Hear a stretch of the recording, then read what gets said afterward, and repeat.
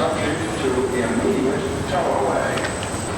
The white zone is for immediate loading and unloading of passengers only. No parking. Do not leave your car unattended. Unattended vehicles are subject to immediate tow-away. For your safety. We had a non-stop flight from Los Angeles to Paris. When we arrived, everything went very smoothly. Our luggage was ready. We found and were able to sign the papers for our 6-week lease on a Renault automobile, pushed our luggage out to the airport parking area, and loaded the car.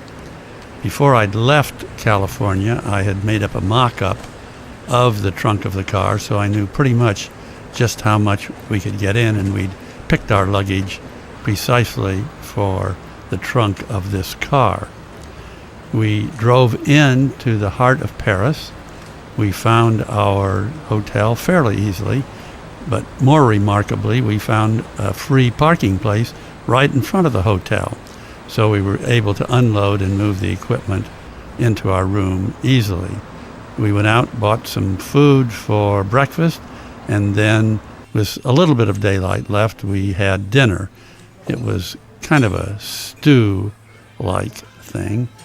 And then we went to bed, since we'd been up basically for 36 hours. I had been suffering from a sinus infection before I left, and so in the morning I continued with hot packs on my forehead and also medication. This sinus infection bothered me for the bulk of the trip, but somehow, fortunately, it didn't get in the way of my enjoying the trip. Needless to say, like everyone else, we did suffer a little bit of jet lag. This was probably my 9th or 10th time in France, so I didn't find any pressure on me to want to do all the touristic things that most people feel that they need to do when they arrive in Paris. There's just so much to do and so much to see, and it's always wonderful to see it again. Fred and I chose as our first objective was to visit the underground sewer system of Paris, which of course was built in 1850, and there are 1,300 miles of sewer tunnels underneath the city of Paris. We found this to be different, fascinating to see exactly how they operate, and they certainly have it finalized to a perfect setup. At first, the odor was quite strong, and I thought that for a moment I wouldn't be able to complete the tour. But as we went along, I must have become more accustomed to the odor and was able to continue on.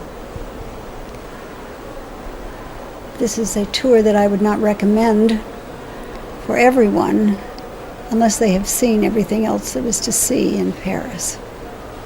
Much of the display had to do with methods they used for cleaning the, as they called it, grit out of the system.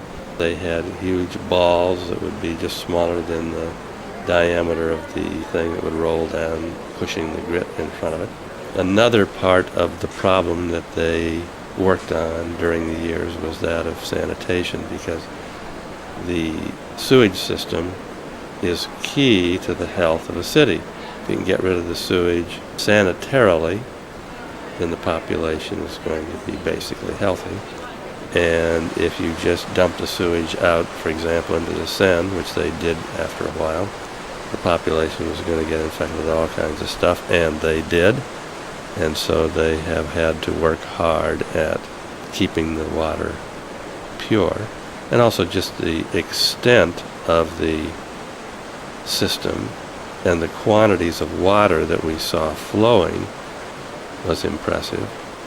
The flotsam and jetsam that I saw was basically just an occasional orange peel, nothing else.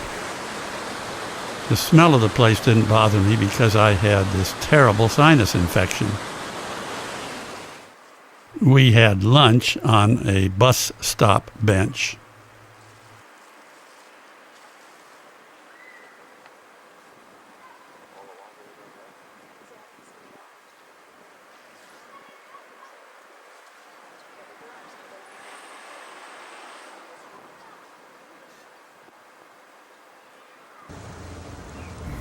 Fred had suggested that we go to the Père Lachaise Cemetery, which was not too far from where we were staying at the Hotel Belfort. It was a short walk. I had never been there, but this cemetery is one of the most famous in the world. It dates way back to the 12th century with personalities, has very famous personalities that are buried here, and the tragic lovers of Heloise and Abelard were buried at this particular cemetery to recent John Lennon, who also chose to find this to be his final resting place. It was most unusual and different from most cemeteries in as much as they had these large mausoleums. They had an underground mausoleum that went down 3 floors with flowers just everywhere. People just don't ever forget the people who are gone and out of their lives.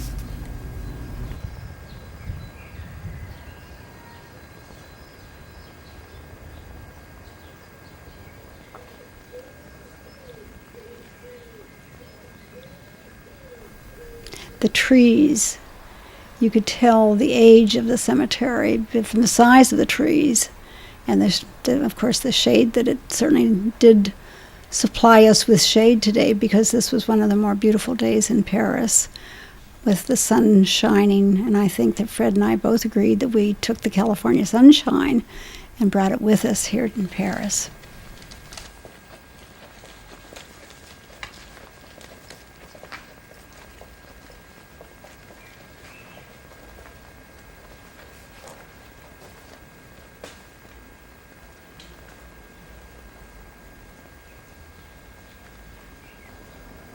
One of the things about this cemetery for me is the extent of it.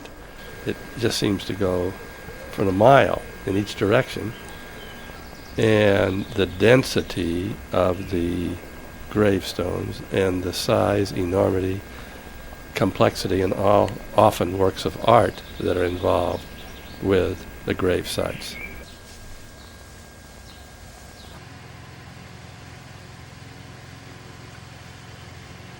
A special section of this cemetery is devoted to the memory of those people lost in the Holocaust. It's been a part of the cemetery that's always attracted me because of the sculpture and the emotion that's generated by looking at and reading the materials that they have there in the memory of this great tragedy.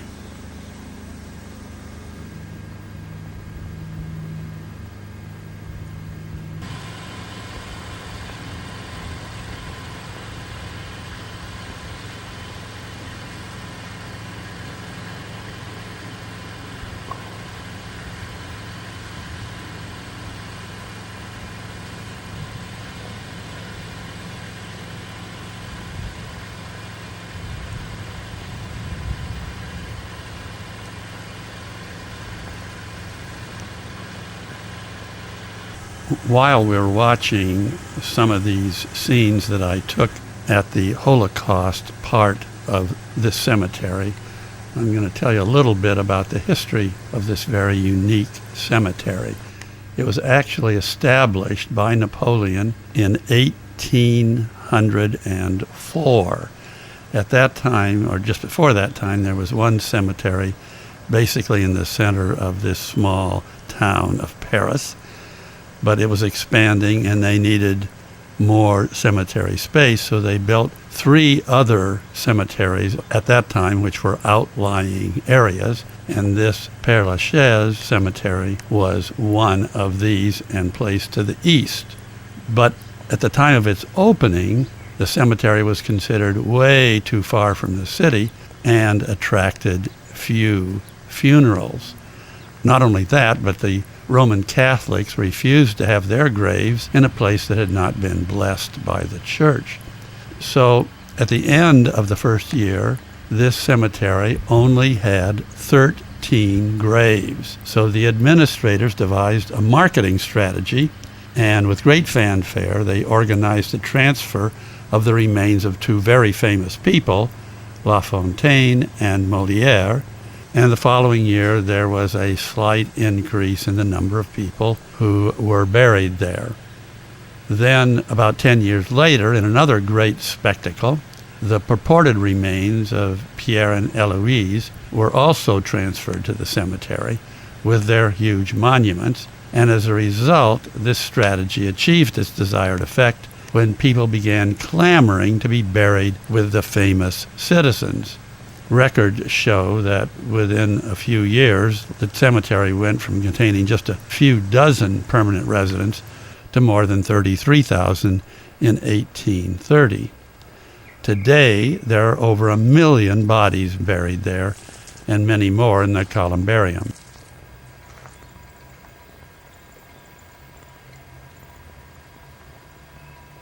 This cemetery is still an operating cemetery and accepting new burials. However, the rules to be buried in a Paris cemetery are rather strict. People may be buried in one of these cemeteries if they die in the French capital city or if they lived there. Being buried here is even more difficult these days because there's a waiting list and very few plots are available.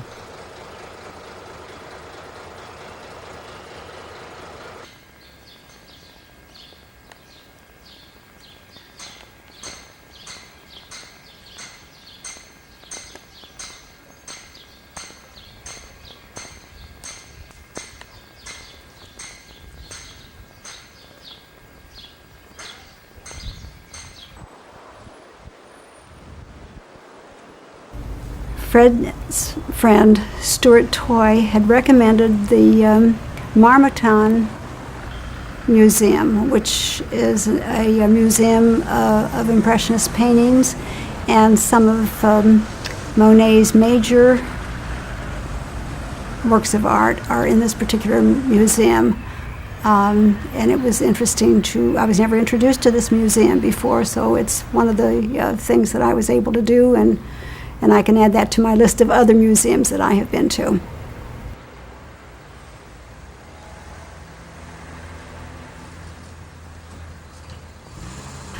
After we had gone to the museum, we had to go by the Eiffel Tower and saw some people who were entertaining the tourists. You always have these clowns and jesters that are riding bicycles and tricycles and unicycles, trying to get the attention of the tourists.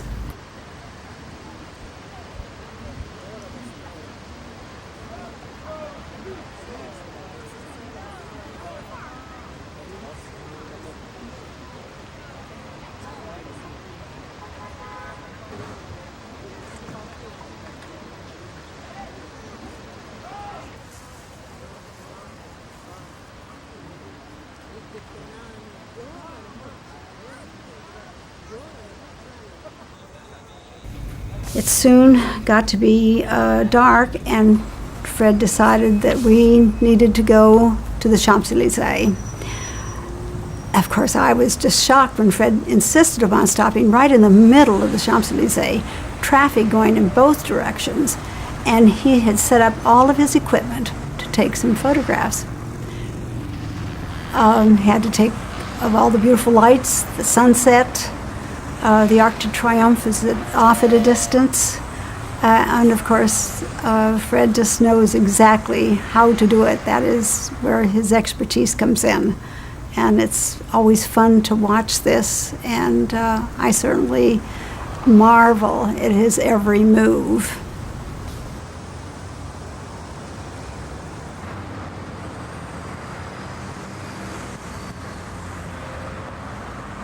And we stayed there until they got dark enough, which was I think around 9:30. They decided that that was the time that they're going to turn on the lights of the various monuments. And Fred was able to take some lovely pictures at nighttime as well of the Champs-Élysées. I warned Fred before we even left for France that there was two things I really wanted. I wanted to purchase a purse, and I wanted to purchase some perfume. And Fred found every reason not to be concerned about my needs. This may come as a shock to Fred, and I will suggest it, and then I would hope that, sooner or later he'll say, well, now this will be a good time to be looking for your purse. I had to ask where the Louis Vuitton place was, and of course I knew it was very near the Champs-Élysées, and it was just really right around the corner. I had gone in there, and of course, I'm kind of shoved to the side, like they realize here I am in my jeans and my sneakers. I'm not in, and they judge me by what I'm wearing, which is not too high on the scale, especially after I've worn these clothes a couple of days.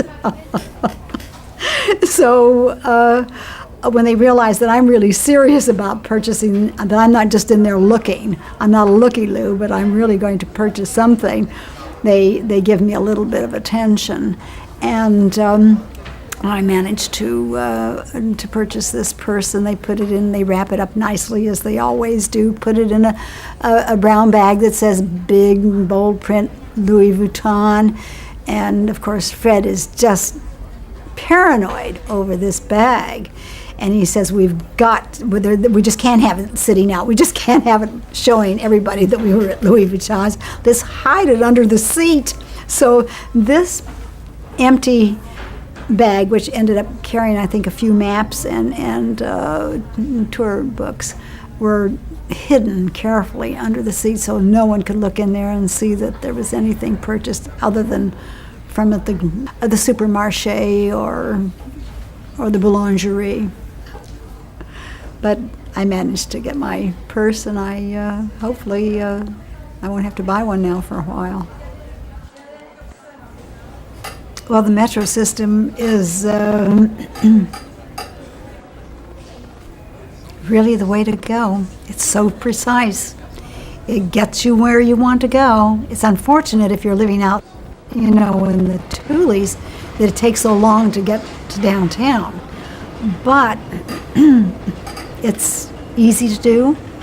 You just have to be able to read know a little bit about how they work. And as long as you can remember that you get on the train that's going to go the furthest distance, that's the one that you must always remember, that it's in that direction that you must go to get to where you're going. And it helps to be with somebody that has done it a few times. I think that they've had it going now for some time, and it's one way to get around in that busy city.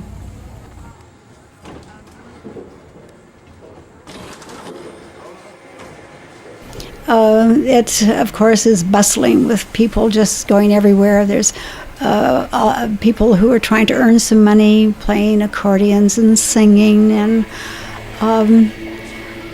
they all appear to be very happy.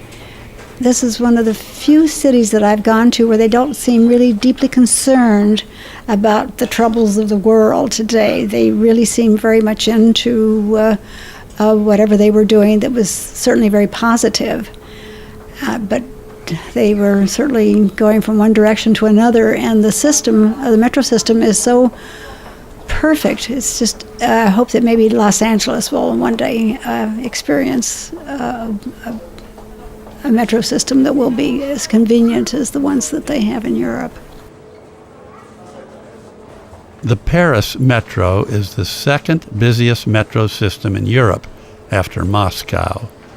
It carries 4.5 million passengers a day.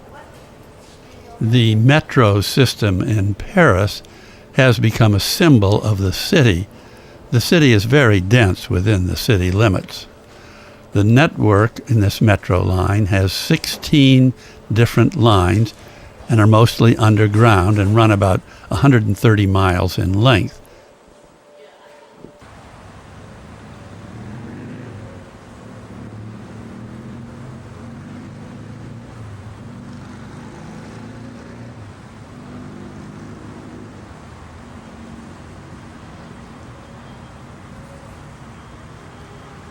This is the Seine River, which winds right through the center of Paris. My friend Stuart Toy lived next to this river. And this is a little shop where you can order pizza made to order. We had an appointment with Stuart Toy and Andrea, who had us over for dinner. They had it planned that we were going to have a pizza picnic on the Pont Neuf, which is near Notre Dame. We went over to my friend whose girlfriend, Andrea, had just returned that same noon from New York and was suffering from jet lag. Ever since Tilly and I have been here has been the first of the non-winter weather in Paris, and both Andrea and Stuart enjoy the summer weather by going out and picnicking on the weekends right outside the front door, practically on the Seine.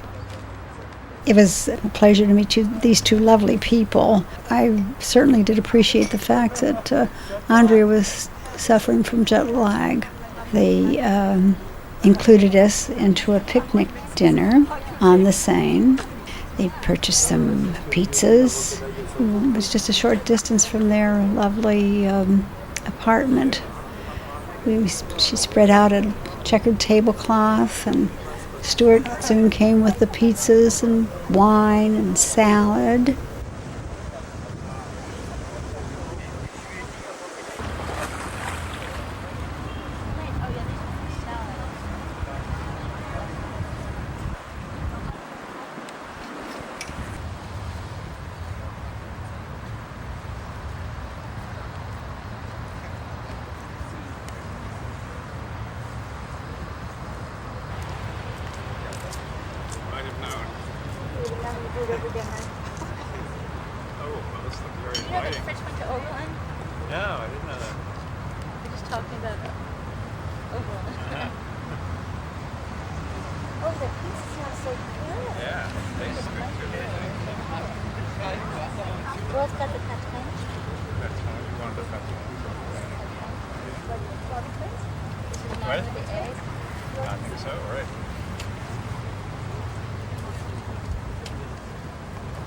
Would you like me to open it for you? Yeah. Okay, shake it again. It's an egg. Egg. Oui. À force de passer, Monsieur le Chaland. I've never experienced being in this particular location. There were these theatrical people all around us just doing their thing. They certainly performed for us. They entertained us. It was an evening not to be forgotten. Vous ressemblez à la rêverie. Une pendule que l'on remonte. Oui. Vous êtes là quand il vient le temps. Yeah, I did. Oh, c'est indéplorable, monsieur. So sweet that I tried to, say, go away, go away. And he was Kick him. such a Don't let him get into it. He'll be gone with it. wanted to be friends. Tenez. Je vais vous accompagner dans votre démarche. Allez-y, monsieur. Si vous croyez que And c'est so I ainsi le ended temps, up giving a little bit to eat before I left the house. c'est de regarder ce temps qui passe. He stayed with us for about a month. It's just the sweetest dog I've ever known in my life. Dites-moi, monsieur, accepteriez faire le temps en arrière? Then the neighbor starts. Revenir en arrière sur le temps.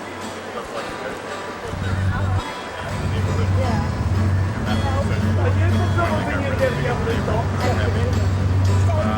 Le temps, c'est tout, monsieur.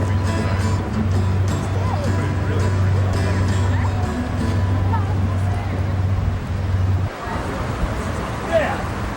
Voyez, bonne chance.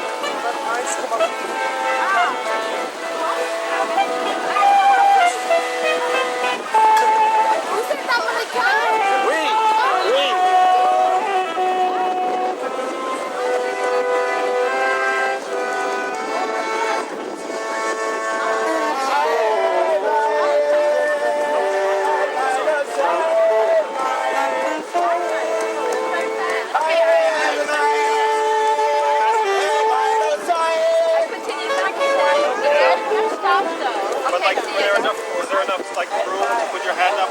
For me, I had a problem.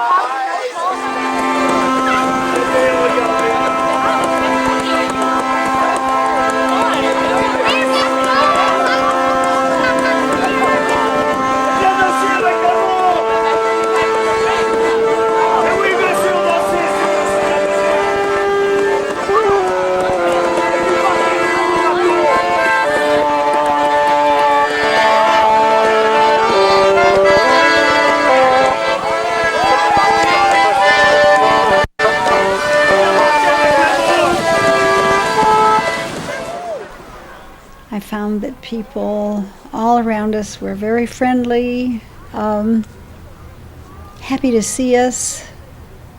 They came up to us, complete strangers, to both Fred and I, and expressed their appreciation of our being there and enjoying what the young people enjoy doing.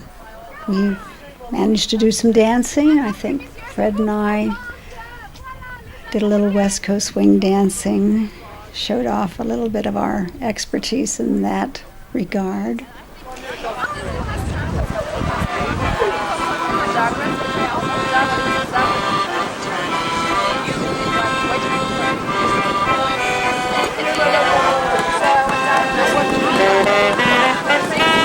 Stewart said that this activity was a little bit unusual, and presumed it was because it was kind of like the first rites of spring, with people coming out and taking advantage of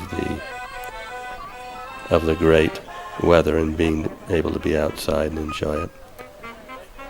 Andrea is an accomplished pianist, and we went to Oberlin College, where I went to college.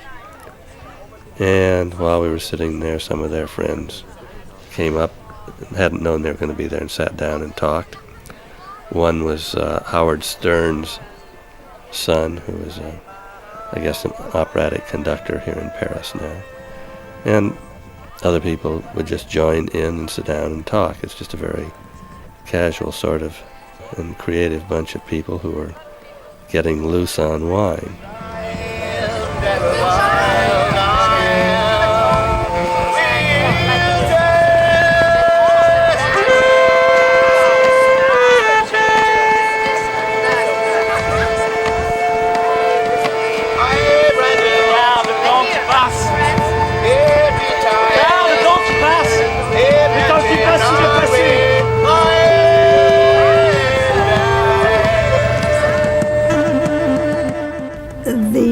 We were able to experience all the lights along the Seine, which was, of course, Paris at nighttime is a sight to behold.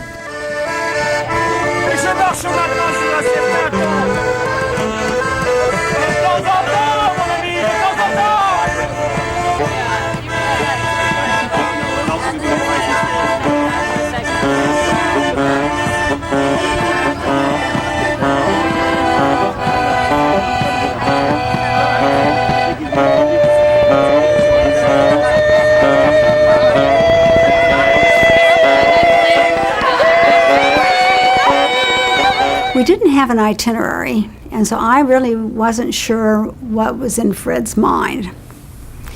All I knew is we did have about 7 or 8 days before we were scheduled to get on the canal, boat cruise on the canal for 2 weeks.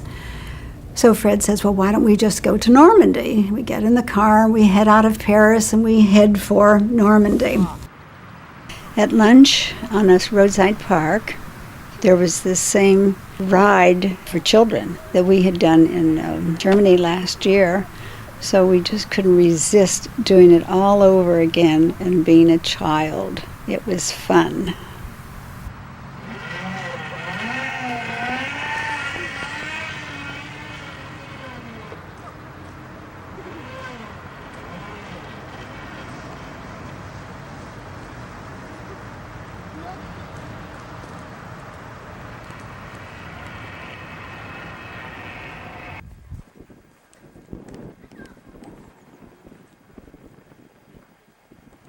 The Chateau Bataille was a lovely setting. We managed to see several of the rooms, the interiors. They were all lovely. The one we enjoyed the most, of course, was the library. It had several. It had a bust of Voltaire, and just the way it was done was really to my taste.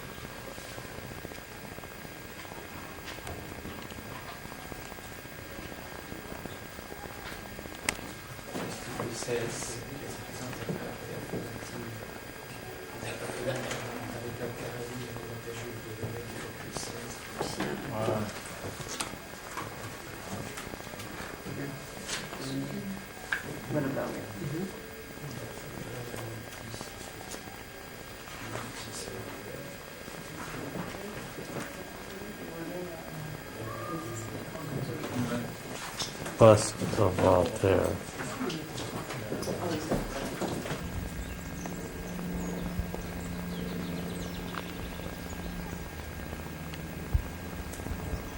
The first existence of the castle started around the middle of the 12th century, and the architecture has changed over the years as a result of wars and different occupants.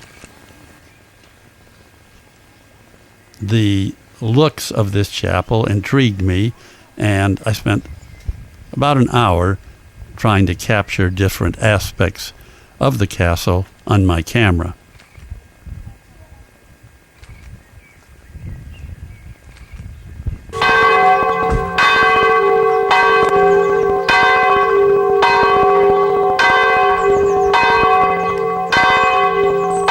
I always like to photograph this church at Saint Germain.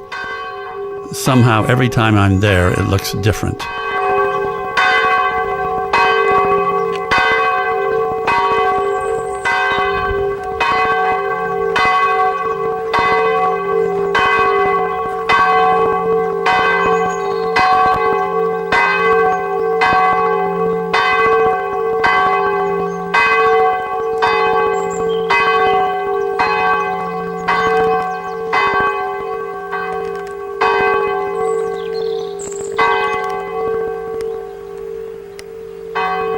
Right across the street from a church is a small, pretty chateau. Saint Germain was one of the highlights of the day. It was closed, being the 1st of May, and on a Sunday, we found that the doors were closed and we were not able to get in to view the chateau. It had I think maybe a 12-foot wall surrounded, but that didn't stop us. We decided there was a possibility we could scan that wall and get a view of the interior. So we saw this bench next to the wall. Fred stood on the bench. I scanned the wall, stood on his shoulders, and certainly got a magnificent view of this lovely, lovely chateau. Okay, get off. I can't. Okay, now let me go from the other angle like I was before. Now let me see if I can work it. Okay. Go ahead.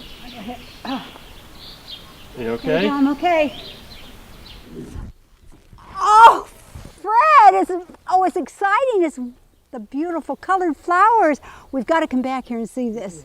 It's the best thing I've... Pardon me? It's just almost like the greens of a golf course. Just beautiful. And oh, okay. I'm ready. You have wonderful balance, Fred. Oh. Oh. Let me tell you, who else would have the nerve to climb up a wall to see if something's worth coming back to? From riding a child's toys to climbing walls. Oh, I love it. Oh. We stopped at the cottage, a roadside inn, and had dinner. They had a lovely setting. It almost looked like a hunting lodge. And our dinner was a very tasty dinner. We had a salad, a roast beef with scalloped potatoes, cauliflower, carrots, and asparagus. For dessert, we had a raspberry souffle. The food was excellent. I believe it was probably the first time we've had a full course dinner with a balanced diet.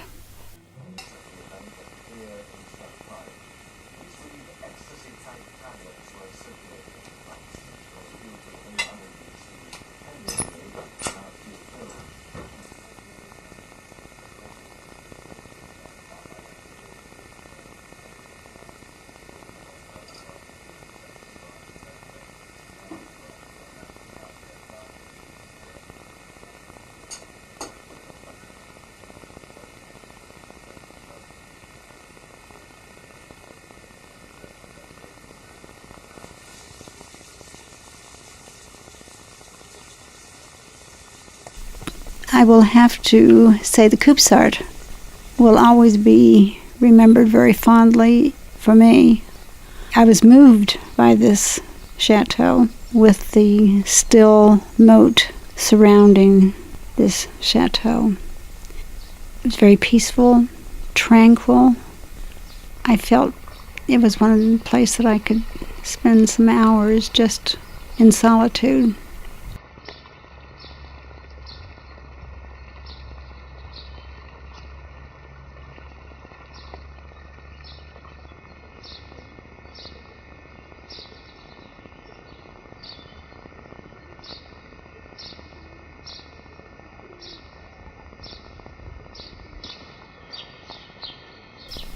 Saint Germain was exactly what I had expected it to be.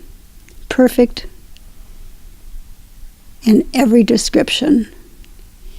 It looked as though someone had just come in that very morning and planted all the lovely tulips and the other various flowers. They had 2 different types of lilac trees that were in bloom and also beautiful. The building itself was in such beautiful condition. I have to say this was another chateau that I will remember because of its beauty, the colors, and its stone. The setting, it couldn't be more perfect.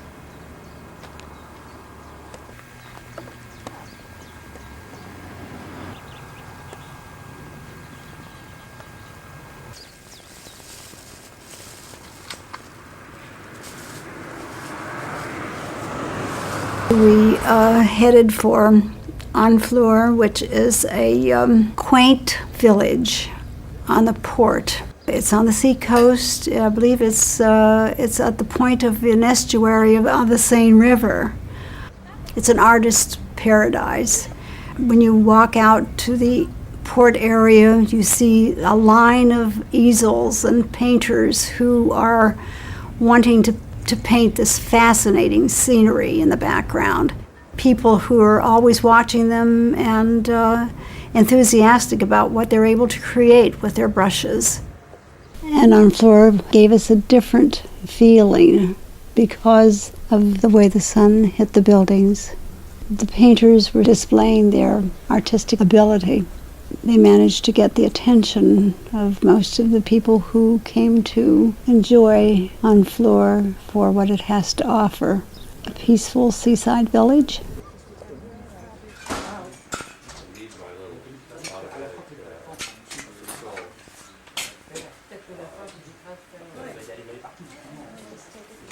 We stopped at a little restaurant, ordered our dinner. Before long, we had two Frenchmen who came and entertained us during the total time of dinner.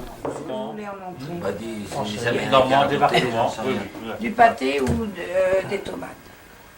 Ah, du pâté. Pâté, toi. C'est le pâté forestier, c'est avec des choux. Où ça? Une salade de tomates. Ça. Ou une assiette de crudités. Ah non, j'ai mangé des crudités.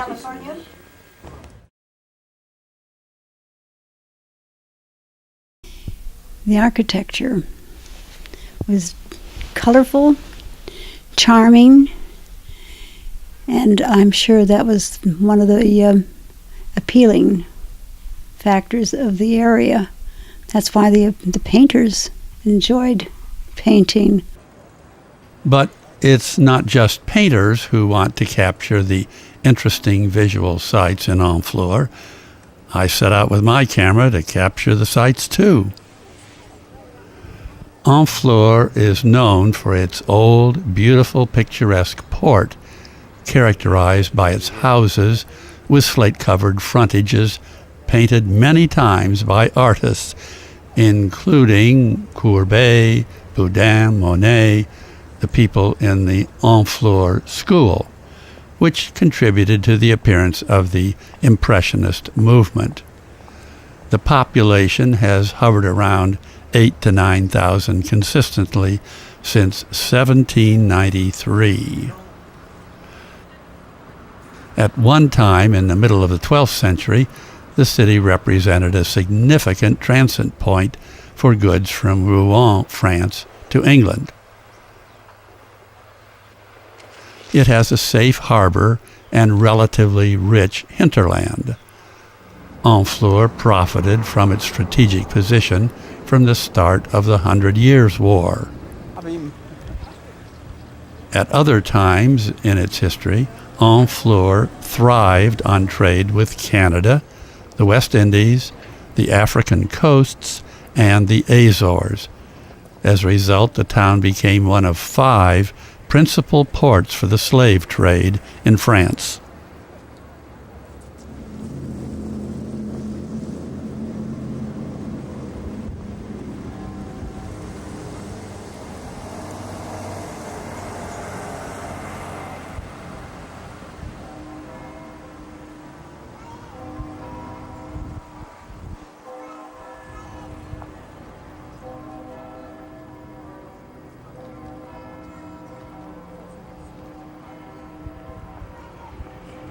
We left Honfleur and headed for another resort, which is Deauville.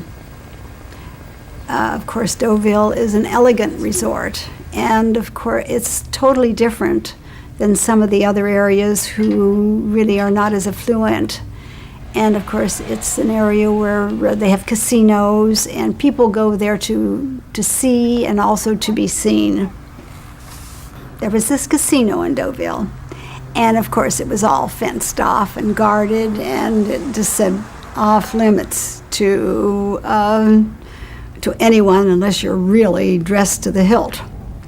Well, this, of course, didn't keep me from wanting to go in to see what it was like.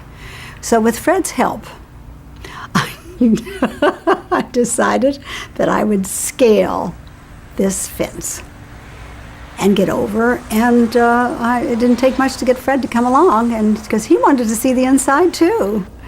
So we both strolled in, and with our cameras and our equipment and our jeans and sneakers, and just like we were, we're free people. We're permitted to go anywhere.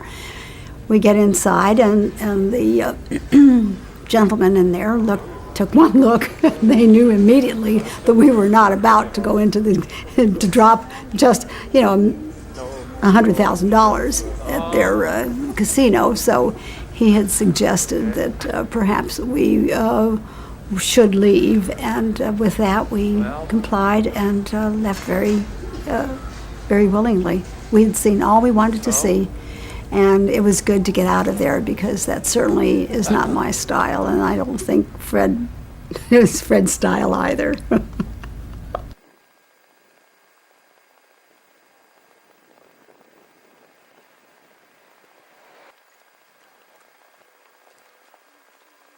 went to the beach, and the umbrellas were not up. There were a couple of umbrellas were up at the beach.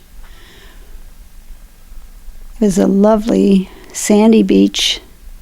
The sand was the right color. The temperature was nice, but we arrived there at lunchtime, and most of the people that were out on the beach were having lunch.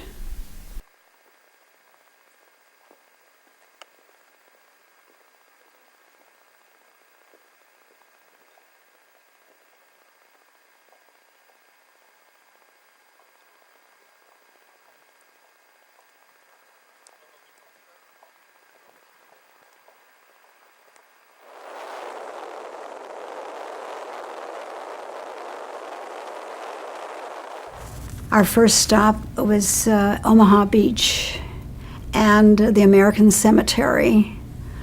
We were shocked to see so many buses and so many tourists that were there ahead of schedule of the 50th anniversary celebration, which was to be held on June the 6th. We were there, I think, 5 weeks before that date. And they were repairing roads. They were really trying to get everything organized so that they could handle these millions of people that were going to arrive for that particular day. It was emotional. I still get emotional about it when I think about it. They've done a beautiful job at the cemetery. You just see many crosses, beautiful monuments in commemoration to the men who gave up their lives.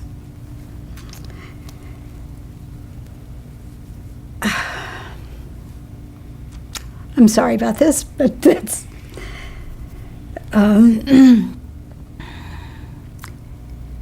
in any case, it was my second time in being that area, and I remembered it to be quite different. It wasn't so overwhelming. They just realized that there was a big attraction for people to want to come back and to see the place where they had spent some of their time. And some of the veterans wanted to go back, and even Americans wanted to go back and see exactly what this area looked like that we see so many movies about. The location of the cemetery with a view of the channel was lovely. Some of the bunkers were as they were when I was here about 12 years ago. You could walk down into them and hit one angle and come up at another spot. But I have a special one that I remember that I was not able to locate. The bunkers, to me, were exciting because this was my second trip here. I remember it so differently because it was before they had done all the reconstruction of special roads and getting ready, of course, for this special time.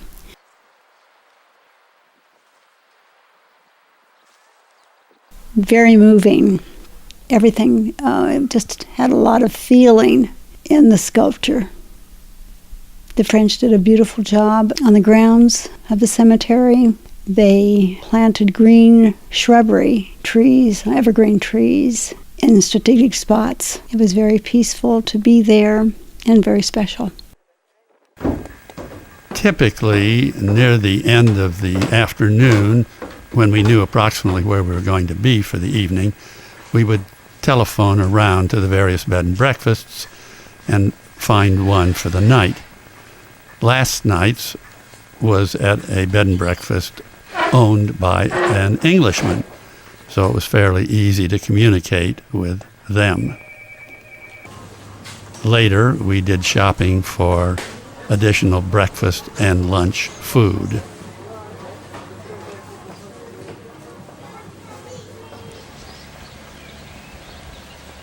One of Tilly's many amazing traits as a traveling companion is that she is very much at ease getting out of the car and going and talking to anybody beside the road. And this is despite the fact that she knows very few words in French. But she would come up and say, "Comment allez-vous? How are you?" And then she would start using her gestures and the few words she knew to communicate and to try to find out what these people were doing.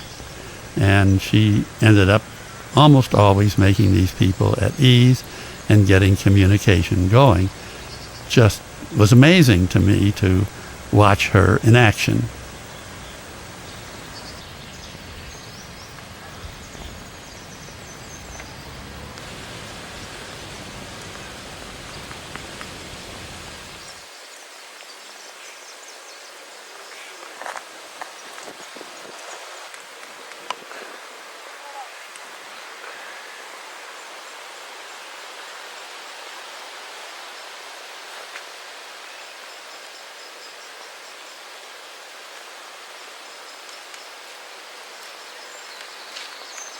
The very detailed highway maps that we used had little symbols that indicated the location of a castle or of some sort of architecturally special building. And so we would often circle these as we were going in a particular direction and then stop or detour slightly to see what these looked like. This particular stop was the result of that sort of interest. Other stops that we made were serendipitous. We just happened to see something that looked interesting and stopped.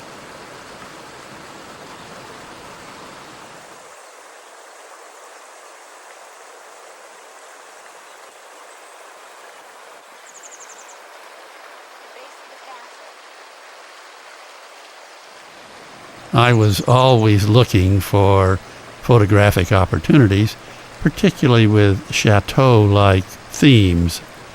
This is a chateau that we had noticed with a symbol on our detailed highway map, and it was a little difficult to photograph because there were lots of clouds, fairly densely spaced, so that we were getting sunlight in the near field, but then clouds on the far distant chateau, or the chateau would be in light and the near field would be in clouds. And this makes a very difficult photography assignment because there are two different colors are illuminating the scene. So I have to wait and eventually give up or get what I hoped would be a beautiful picture. Well, it's very rich. And if you're concerned about cholesterol, you want to stay away from this because I can feel it already. Filling up your arteries. You've got it. But it's so good. Veau. Oui. Should I try that too? Yeah, de veau. De veau. Oui, d'accord. At the end of the day, we got our bed and breakfast, and they recommended a place to eat. We stayed at many bed and breakfast places, each one having its own charm, different. No two were alike. Sometimes we ate with the families, and sometimes we ate alone if they prepared meals, and very often some of them did not prepare meals, but they would recommend a restaurant nearby for us to eat. One of the first bed and breakfast places that we stayed was the husband and wife operated a goat farm.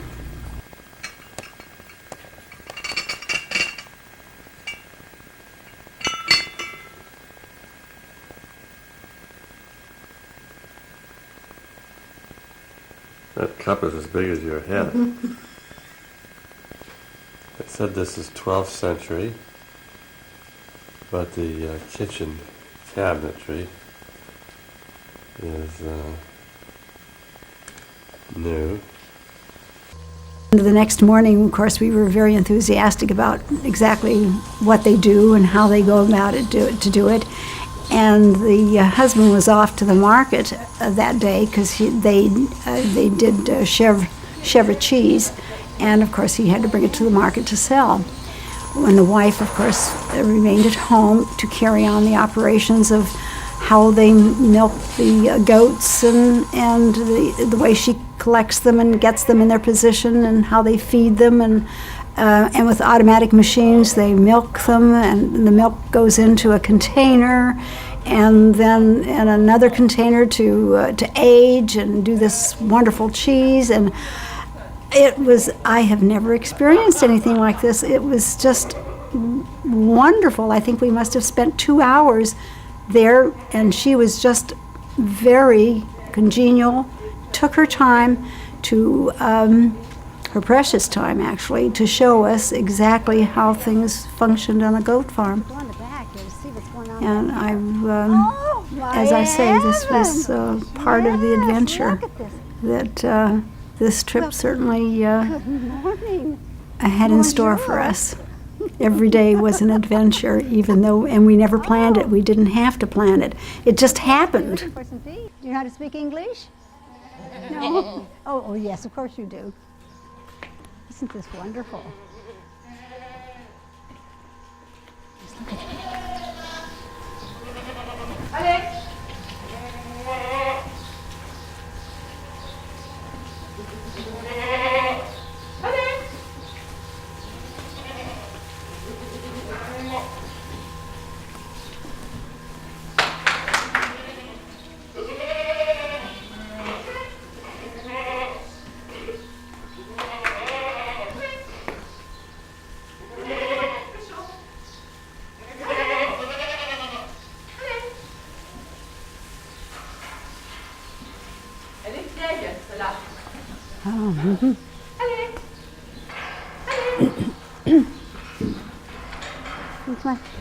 Hello?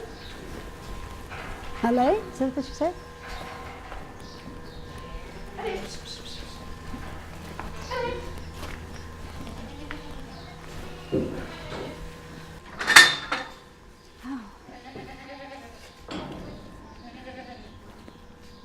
Oh, she's going to get, oh, we're going to let them go. No. Hello. Hello, come on.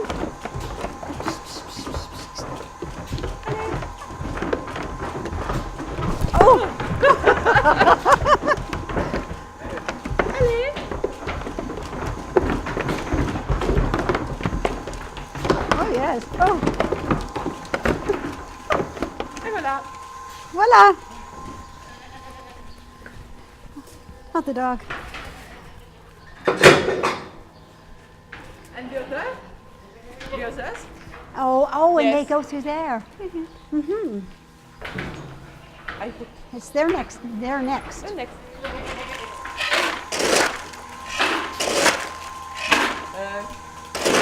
These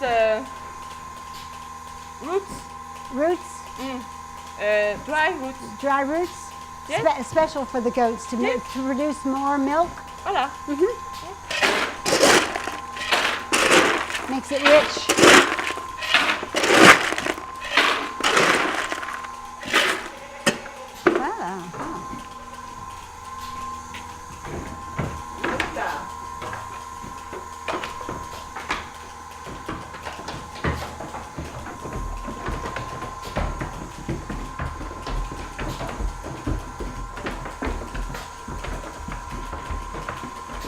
Isn't it wonderful? They just know exactly where to go.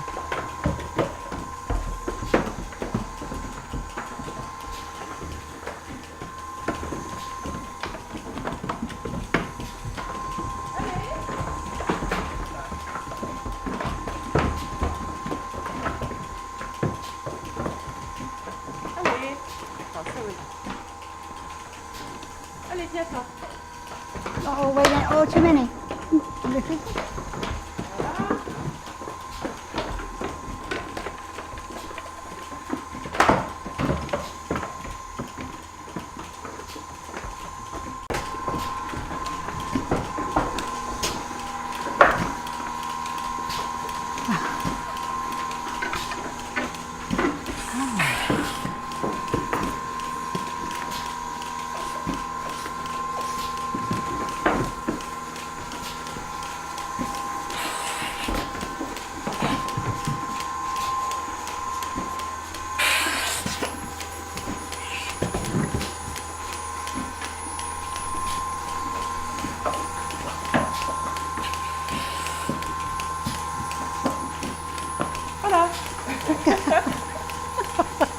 keep you busy. Occupé. Ah oui, busy. Yes, very, very. Twice a day this. But in this moment is a lot of milk. Oh, a lot of milk. In this season, yes. In summer, less. In autumn, less. And in winter, they have the kids. Oh, yeah. And milk and milk and milk all the year. Oh, yeah. The same.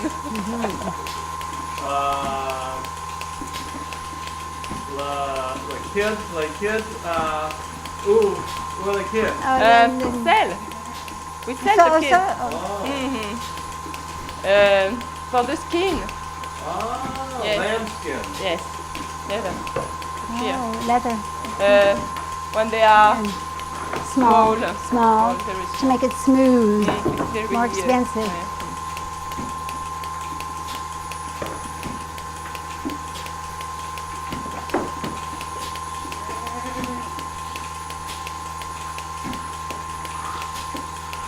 Oh, my. Il y a beaucoup de chèvres. Il y a le fromage est une spécialité. Oh, your specialty. Yes, the cheese, the goat cheese is a specialty of the region. Yes, Oh. a lot of goats. We are 400 breeders. Breeders. Breeders. 400 breeders of goats. Very important. Yeah. French people like. Oh, yes. Okay. Oh, yes. Continue. I continue.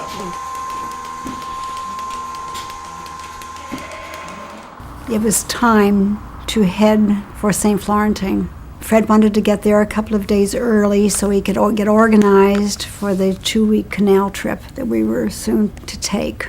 We wanted to encircle the area that we were going to cover so that we would be familiar with where the markets were, where we could fill up with gas and water and things that we might need on the way of this trip that everyone insisted that was impossible to do in 2 weeks. Well, we weren't able to encircle the whole area, but we did maybe 3/4 of the area and took down brief notes as to where telephone booths were in case we needed to make a telephone call. This is at La Chateau Malais or something like that. The cliffs. So we took time to do all of this, and Fred is so thorough in everything that he does. He just doesn't want to leave a stone unturned.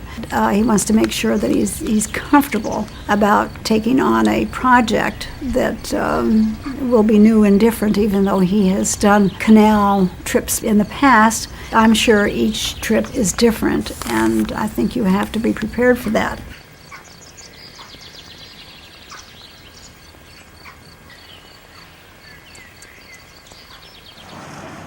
On Saturday morning, we had to do our marketing for the 2 weeks to get us started on this bateau. We had to do that.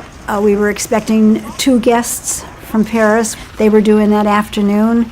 Fred was getting the boat ready. I was going into the next town to pick them up at the train station. All of a sudden, I'm in a foreign country and I'm left with a car, and I've got to go find this train station and find these people who I met just the week before.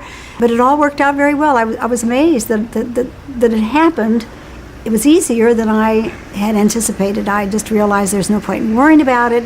I of course, pick up Stuart and Andrea and bring them back to the boat, and there we are trying to get organized, trying to get familiar with the boat. I hadn't seen the boat up to this point. 2 guests. We'd done the shopping for food. I felt a little unhospitable at first because having to get the boat organized for what was about to happen, I had to unpack and get things in somewhat of an order as to having them in boxes, which we'd done some shopping. I had to place the groceries, and I knew that it was going to be lunchtime, and then we had to also prepare for dinner. having these two wonderful people I found to be very interesting, warm. They are two people who are very much in love, and it was a pleasure to watch them interact.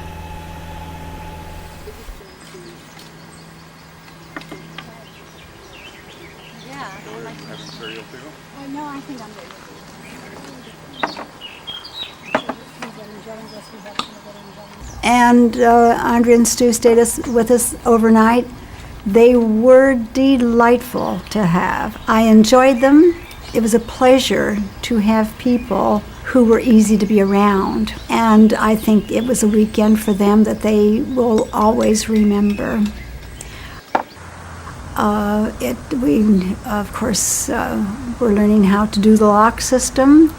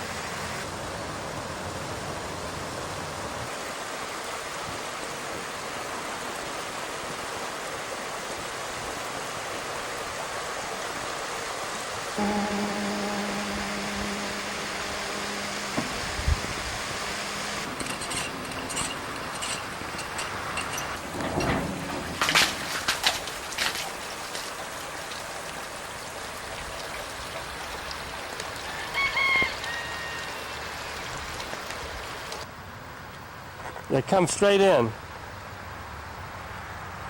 Turn in.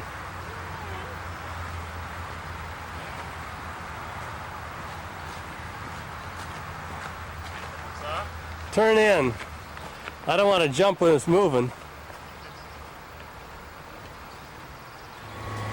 Among the many goodies I brought with me from the United States was a kite.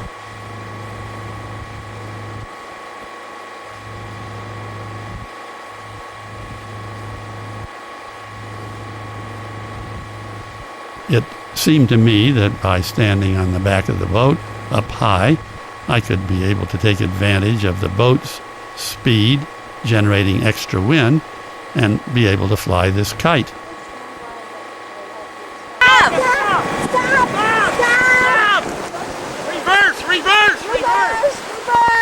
The kite went in the water and I couldn't hold it. And then when you backed up, you started backing over the line. This is the so-called Stewart Dam. He went racing it at full speed ahead. And then suddenly at the last minute realized he was about ready to go over a dam. So then we reversed, got back around, and came into the canal.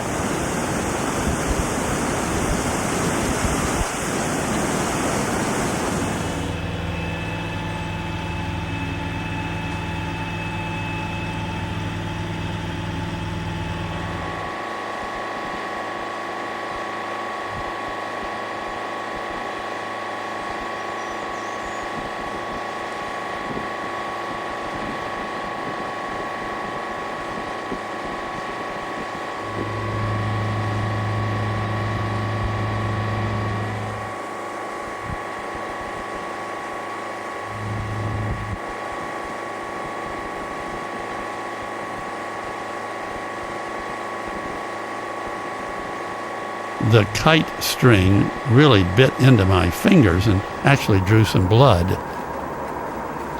I don't know what that antiseptic stuff was, but it had a bite that made me jump. Woo!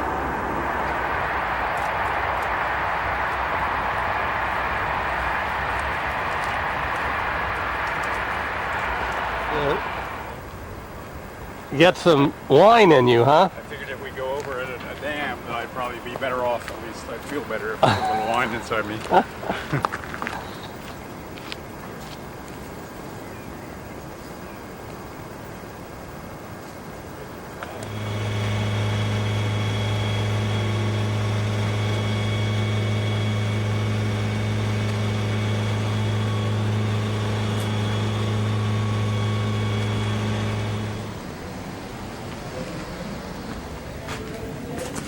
Oui, j'ai des poules, oui. Oui, c'est des œufs frais, hein. Oui. Oui. Et le miel, vous avez des petits... Ah ben c'est pas moi, c'est un petit, pépère, comme on dit. Grand-père qui fait ça. Ah. Oui. Alors j'ai miel d'acacia, miel toute fleur. It's lovely. It's nice and cool. C'est froid. C'est très typique de par ici. Hein. Ah. Oui. Cave. Voilà.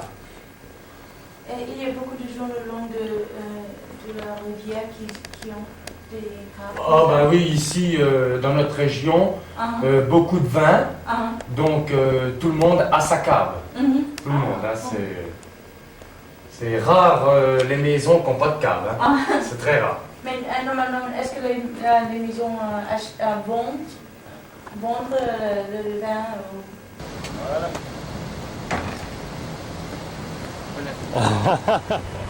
The sights were much more interesting when we passed through a town.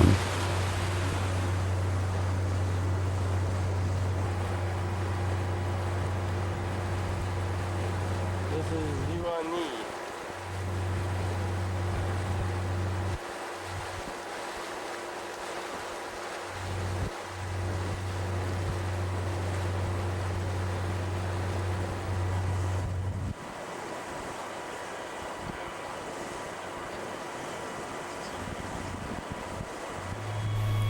The boat was more than what I had anticipated. I found it to be very well equipped with the necessary cooking utensils. I had a nice roasting pan. I was able to do a roast with potatoes and carrots, handle it very nicely. I was able to prepare food that was tasty with the bare minimum amount of equipment. They also have a large stewing pot, a set of 3 nested saucepans. They have 2 frying pans. They have wooden spoons, which I like to stir. They have, I think, service for 8 spoon, knives, and forks. They had efficient dishes to accommodate, I think, 8 people. 2 large salad bowls, which I'm always pleased to have. At least 10 glasses for water, 10 wine glasses if you choose to have some wine. Oh, no, they did not supply pot holders. So I improvised and used a pair of gardening gloves that I brought along so that I could use them to tow in the ropes as we docked in the various places. I felt that they could have supplied some tea towels, which they didn't. They suggested that we purchase them, but you kind of think that, well, maybe they have something a little extra. There's also red wine. I need the red wine because there's a heater over there. But they just gave us exactly what was on the inventory, which they are going to expect to have when we return. The town of Villeneuve-sur-Yonne looked very interesting, so we stopped and did a little sightseeing.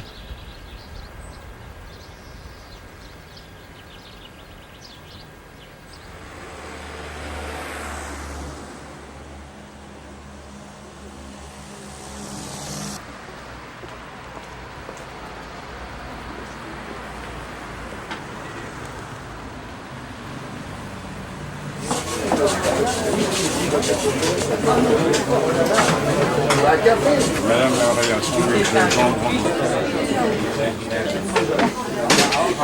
C'est quoi, tu comprends pas? Du fromage, c'est non. Moi, une tartine de beurre. Really have fromage. Oui, après pour Alors un fromage, un jambon fromage et une tartine beurrée. Oui, avec le chocolat pour moi. Attendez, je vais prendre déjà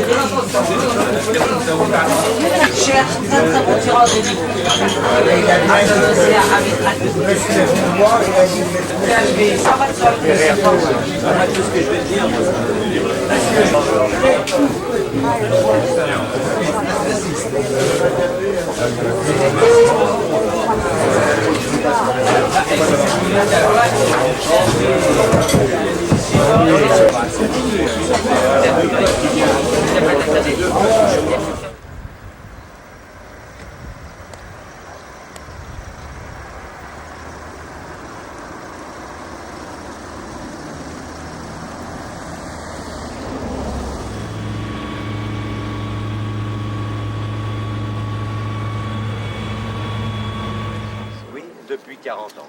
Depuis 40 ans. 40 ans. Le lycée. We had planned to drop our guests off in the town of Sens, and they'd take the train from there back to Paris. Ceci, ça, c'est tout neuf par la ville de Sens, parce que il y a un an ou deux, c'était pas bon. Et là, tout le Chemin de halage. le chemin a été refait. C'est très joli, la cathédrale, la petite église, et puis les promenades de Sens. C'est la plus vieille église de Sens. The man says that the oldest church in town is there, right across the river from us. Messieurs, dames, bon après-midi. Bonnes vacances, c'est très beau. Merci beaucoup. Oui. Au revoir. Au revoir. We did some sightseeing in Sens because we had plenty of time before Stuart and Andrea had to make their train.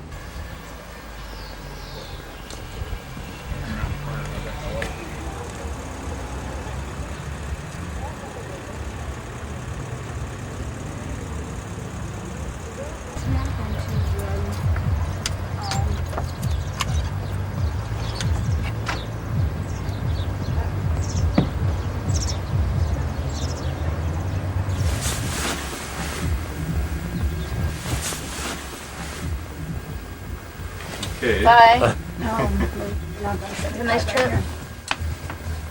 I'm gonna miss you both. Well, we'll be thinking of you. That was fun, Philly. Yes, it was. Take care. Have a great time. Oh, we're going to. Yeah, I would think. I mean, I don't know about Fred, but I'm gonna have a good time.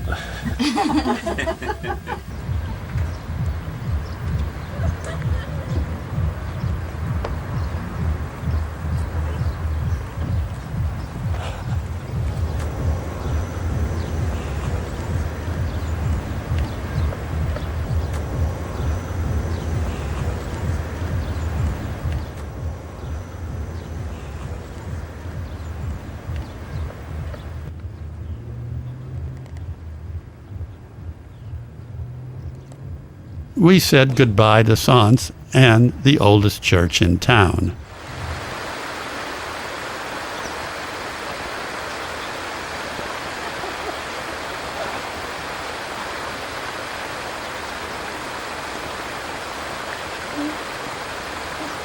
camera going, it's very more.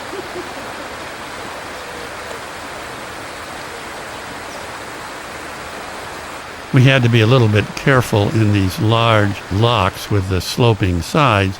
As the water went down, we didn't want to get caught on the side of the lock.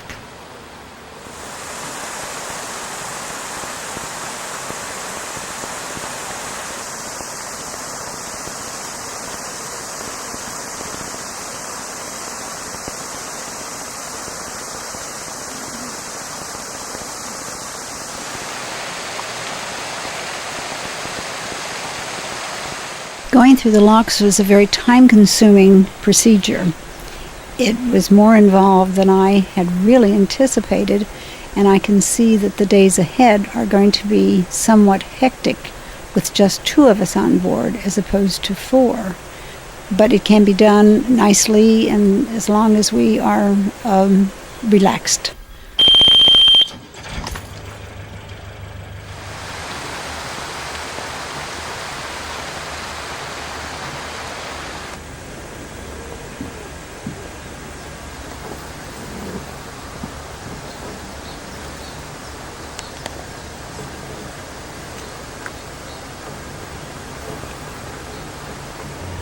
I was put behind this 27, 29-foot boat, and it's hard to steer the boat. I know I'm going to master this, but I think with the fact that we have such a shallow hull, it's more difficult to steer, and I have a tendency to oversteer. I have to learn to be a little more delicate with this boat. I think it will happen. I managed for a while. I didn't run into the edge of the water. I didn't tip it over, but I certainly did do some swivels back and forth. I felt out of control, a little intimidated, unhappy with not getting it to do what I wanted to do, but that will come, hopefully, today being my first experience. And it was for at least 15 long minutes.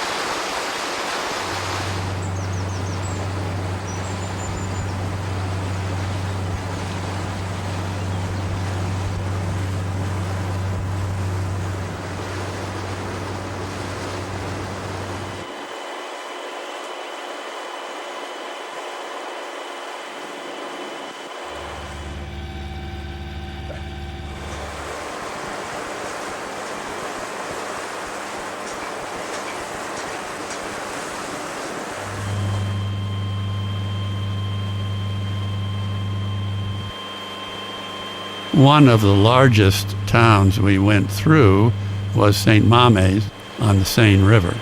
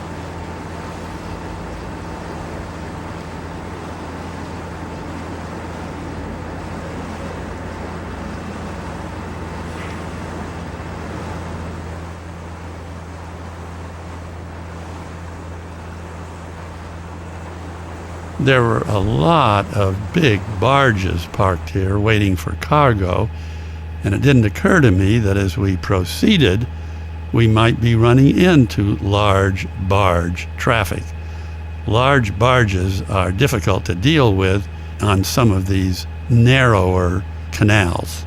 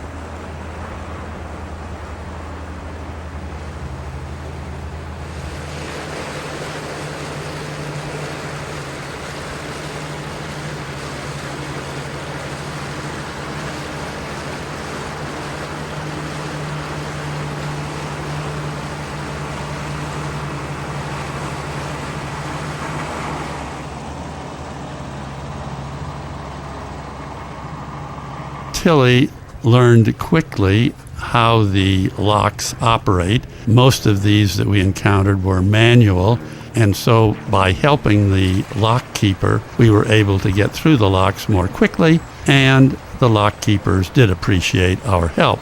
Tilly became quite proficient.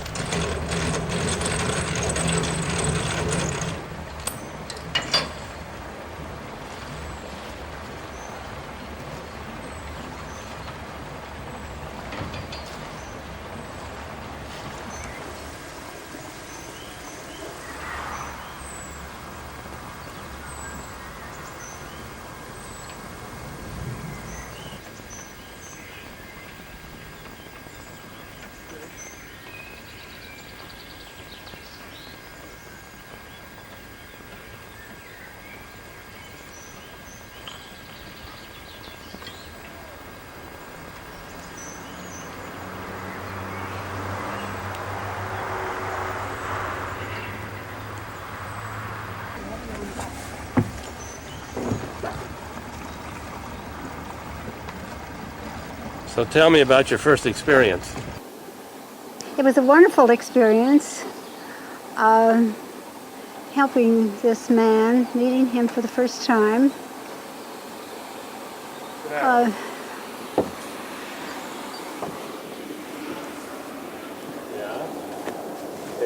And I felt like I was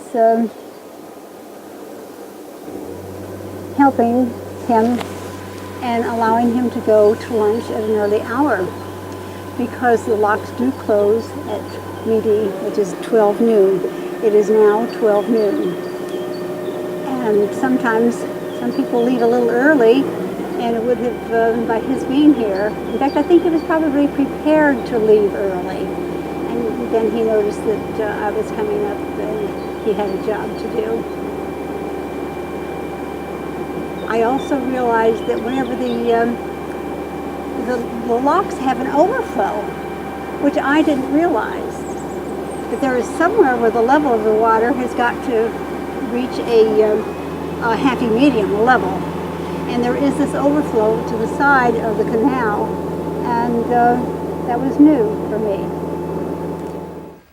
Tilly was anxious to keep in touch with her daughter back in the United States, so from time to time, Tilly would get off the boat, take a bicycle that we'd rented, and ride to a nearby telephone booth that we had spotted when we were driving on our scouting trip in our car earlier. Then we started running into this large barge traffic. They take a lot of time to go through the locks. They're just barely narrow enough to fit between the sides of the locks, and a lot of waiting. But even so, Tilly went up and helped.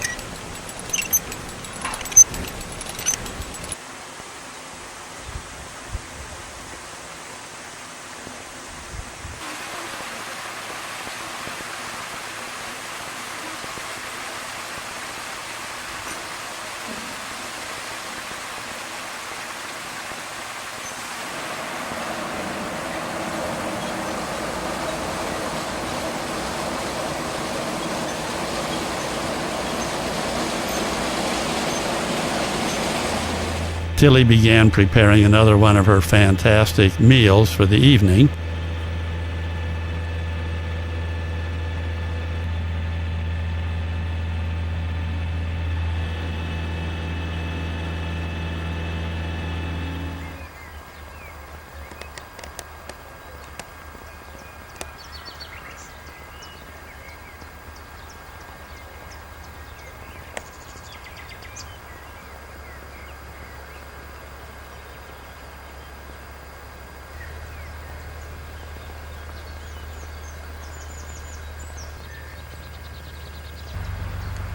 These barges are so large that they displace a lot of water, and as they pass by our boat, which Tilly is trying to keep close to the bank, you can see how the barge's wake pulls the boat along the bank and also tries to pull it out into the side of the barge.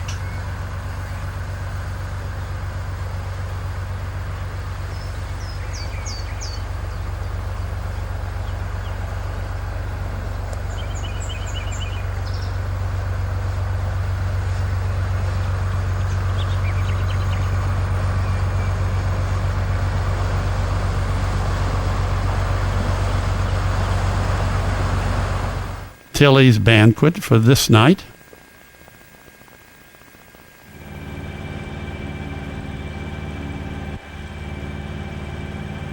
This morning it was really foggy out.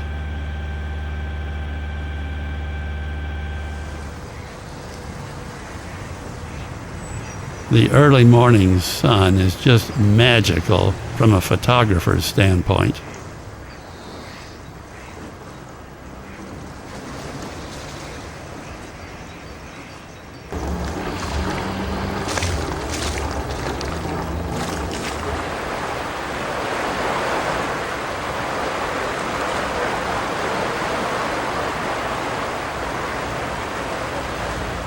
I love to watch the reflections in the water that has not yet been disturbed by a boat passing.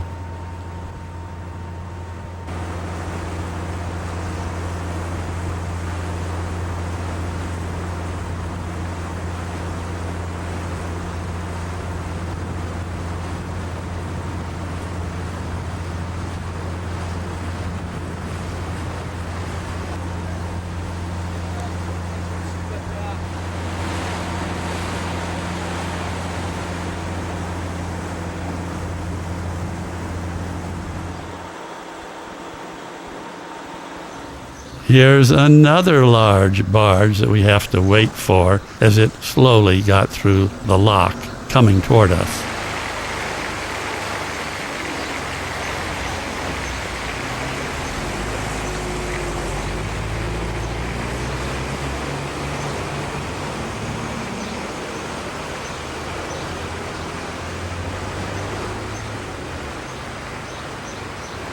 In Montargis, we had to wait for a couple of big barges. This was beginning to wear on us because we had a tight schedule. We were making, or at least we were planning, this loop trip to complete it in 2 weeks. And everyone that we talked to said we couldn't possibly do it in 2 weeks. So we were kind of measuring how our progress was to determine whether we should keep going or turn around and come back so we'd be safely back by the end of the 2-week period.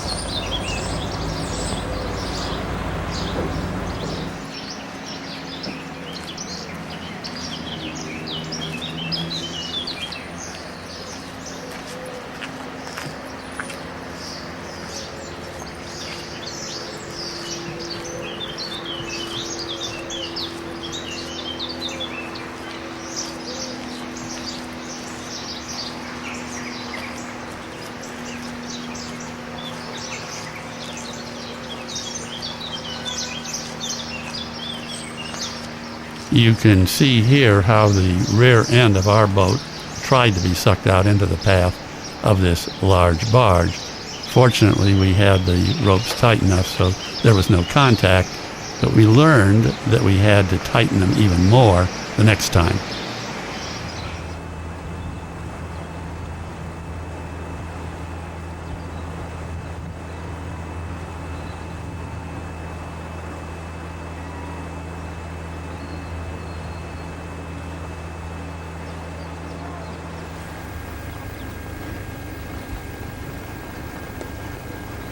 Moving as fast fast as they can. Look at them. Look at the one. Look at the ones in the back. They're really trying to catch up.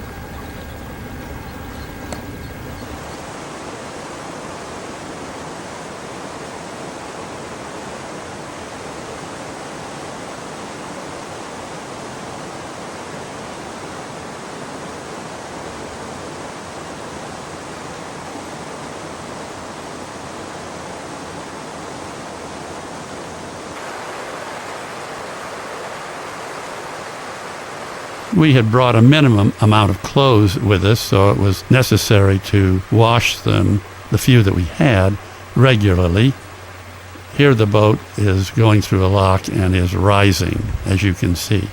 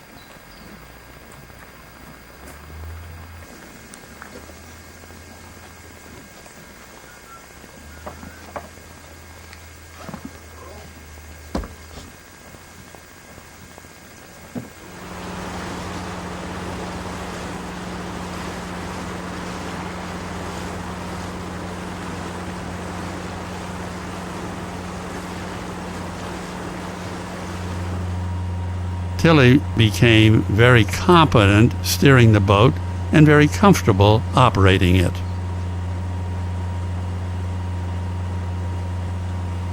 Now, as we travel along, at each lock we're going up. So you can imagine that when we enter a lock, we are low and have to look up to the top of the lock, and after the gates close, the water comes in, then we rise up. However, Tilly wants to get out of the boat and help, and so she has to get onto a ladder that is built into the side of the lock to climb up, and that was an effort on her part.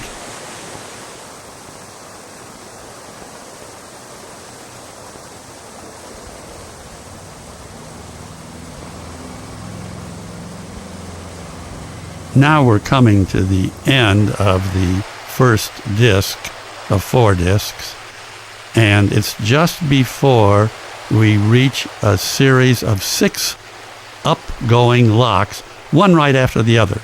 You exit one and you enter another. You can see them there ahead of us, and that's where the story will continue on the next disc.